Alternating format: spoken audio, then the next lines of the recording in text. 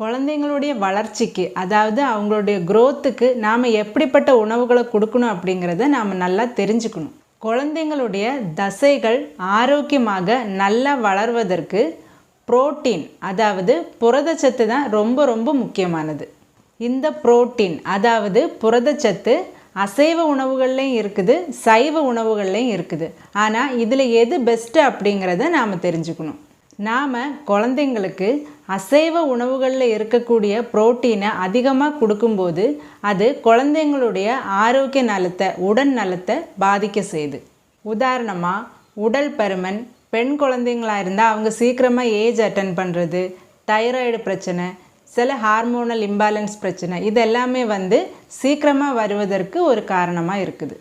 நம்ம அப்பா அம்மா காலத்தில் இல்லை தாத்தா பாட்டி காலத்தில் ஏதாச்சும் ஒரு ஃபெஸ்டிவல், ஒரு ஃபங்க்ஷன் வர்றப்ப தான் நான்வெஜ் எடுத்துக்கிட்டாங்க.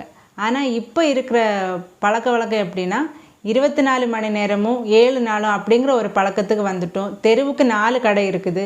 குழந்தைங்க அதனால என்ன பண்ணுறாங்க, அதை அதிகமாக விரும்புகிறாங்க. இதனால கண்டிப்பாக உடல்நலம் பாதிக்கப்படும் அப்படிங்கிறத நாம் புரிஞ்சுக்கணும். ஆனால் இந்த புரோட்டீனை சைவ உணவுகளில் இருந்து நாம் எடுத்துக்கிட்டோன்னா நம்மளுடைய உடலுக்கு எந்த பாதிப்புகளும் வராது. உதாரணத்துக்கு பயிறு வகைகள், பச்சை பயிறு, தட்டைப்பயிறு, வெள்ளை சுண்டல், கருப்பு சுண்டல், பச்சை பட்டாணி, தேங்காய், வேர்க்கடலை, பாதாம், ஃப்ளாக்ஸீட், இந்த மாதிரி சைவ உணவுகளில் நிறைய அதிகமாக புரோட்டீன் இருக்குது. இதை குழந்தைங்களுக்கு நாம் கொடுக்கும்போது அவங்களுடைய தசைகள் நல்லா வளரவும் செய்யும், அவங்க நோய் இல்லாமல் இருக்கிறதுக்கும் இது உதவி செய்யும். உங்கள் பிள்ளைங்களுடைய ஆரோக்கியம் உங்கள் கையில் தான் இருக்குது. நீங்கள் எதை கொடுக்குறீங்க, எதை சரியாக கொடுக்குறோம், எதை சரியாக கொடுக்கல அப்படிங்கிறத நாம் தேர்ந்தெடுத்து செய்யணும். அப்போ தான் அது அவங்களுடைய ஆரோக்கியத்தையும் பாதிக்காமல் இருக்கும், அவங்க நல்ல வளர்ச்சி ஆகிறதுக்கும் அது உதவி செய்யும்.